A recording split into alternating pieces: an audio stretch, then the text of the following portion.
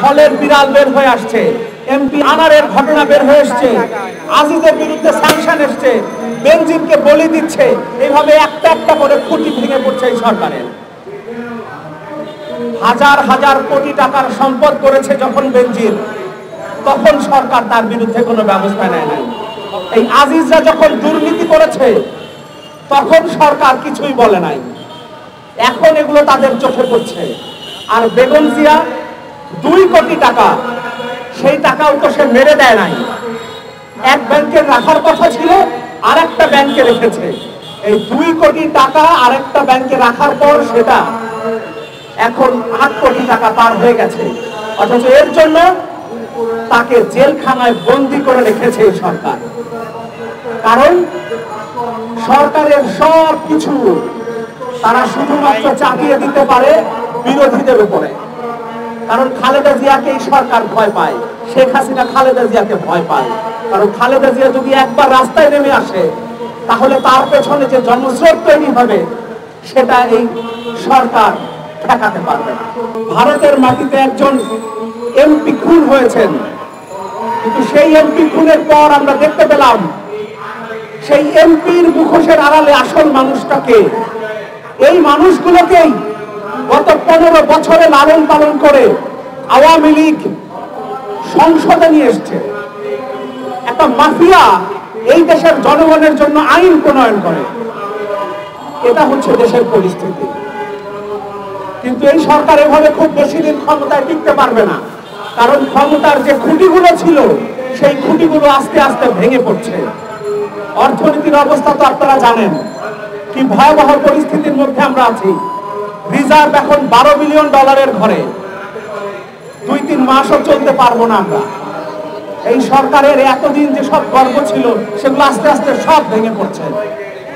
এই বেনজির এই সরকারকে অবৈধভাবে ক্ষমতায় রাখতে কত কিছু করেছে, এখন এই বেনজিরকে বলি দিচ্ছে শেখ হাসিনা, কারণ তার হাতে আর কোনো অপশন নাই। সব এখন আস্তে আস্তে বের হয়ে আসছে, ফলের বিড়াল বের হয়ে আসছে। এমপি আনোয়ারুল আজিম আনারের ঘটনা বের হয়ে এসছে, আজিজের বিরুদ্ধে স্যাংশন এসছে, বেনজিরকে বলি দিচ্ছে। এইভাবে একটা একটা করে খুঁটি ভেঙে পড়ছে এই সরকারের। জনতার মেয়র বলে কিছুক্ষণ আগে একজন বক্তা বলছিলেন, তাকে গ্রেফতার কেন করা হয়েছে? দফায় দফায় কিন্তু গ্রেফতার করা হয়েছে। গত 1 বছরে যদি আমরা দেখি কয়েকবার গ্রেফতার করা হয়েছে। কারণ জনপ্রিয়তা। এই সরকার জনপ্রিয়তাকে ভয় পায়, কারণ এই সরকার জানে দেশের 5% মানুষও তাদের পক্ষে নাই, ভোট দিতে 5% মানুষও আসে না। এই কারণে বিরোধী দল তাদের একে একে গ্রেফতার করে নির্বাচনের আগে পুরো বিরোধী মাঠ খালি করে তারা এই নির্বাচনের সার্কাস করে আবারও ক্ষমতা দখল করেছে। কিন্তু আমাদের ব্যর্থতা হচ্ছে, আমরা যেই আন্দোলনটা গড়ে তুলে বেগম জিয়াকে মুক্ত করা দরকার, যে আন্দোলন গড়ে তুলে ইশরাকদের গ্রেফতার মুক্ত করা দরকার, সেই আন্দোলন আমরা গড়ে তুলতে পারছি না। সরকার কিন্তু দুর্বল হয়ে পড়ছে, প্রতিনিয়ত দুর্বল হয়ে পড়ছে।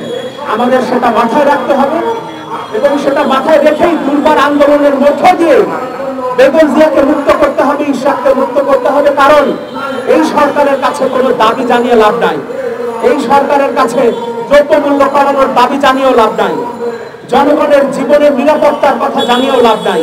কারণ তারা এমপি আনারদেরই সংসদে বসিয়েছে, তারা এক বেনজিরের বিরুদ্ধে এখন ব্যবস্থা নেওয়ার কথা বলছে, কিন্তু আরেকজন যাকে বসিয়ে রেখেছে ওই জায়গায় সেও আমেরিকার স্যাংশন খাওয়া।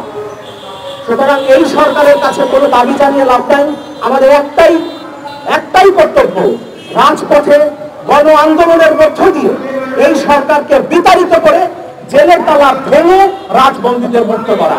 এই সরকারকে ক্ষমতায় থেকে হটাতে না পারলে আমরা দেশকে মুক্ত করতে পারবো না, দেশের জনগণকে মুক্ত করতে পারবো না, আমরা বেগম জিয়াকেও মুক্ত করতে পারবো না, কোন বিরোধী দলের নেতাকেও মুক্ত করতে পারবো না, এই দেশের জনগণকে মুক্ত করতে পারবো না। ধন্যবাদ সবাইকে।